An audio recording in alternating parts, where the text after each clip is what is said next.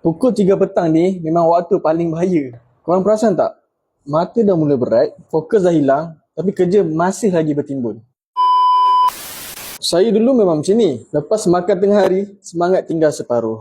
Nak buat kerja pun, asyik tengok jam je. Lagi teruk, bila saya sendiri cari makanan yang manis-manis dekat pantry.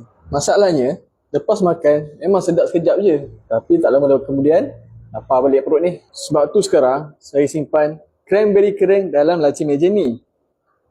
Boleh tengok, saya sendiri simpan. Cranberry kering ni, saiz dia kecil, senang bawa. Tak perlu simpan dalam peti ais dan boleh makan bila-bila masa saja. Rasa dia pula ada gabungan masam dan manis dan membuatkan kita makan tak cepat muak. Memang sesuai untuk orang pejabat macam saya dan untuk budak-budak universiti, pemandu, ejen jualan ataupun sesiapa yang sentiasa bergerak setiap hari. Ramai pelanggan kami ambil lebih pada satu pack sebab senang simpan dalam kereta, pejabat dan juga rumah. Sekarang ada promosi dan voucher yang tersedia. Tapi promosi dan voucher ni biasanya berubah ikut kempen yang semasa. Kalau nak tengok promosi yang sedang berjalan sekarang, tekan pada shop kami dan semak sendiri sebelum terlepas.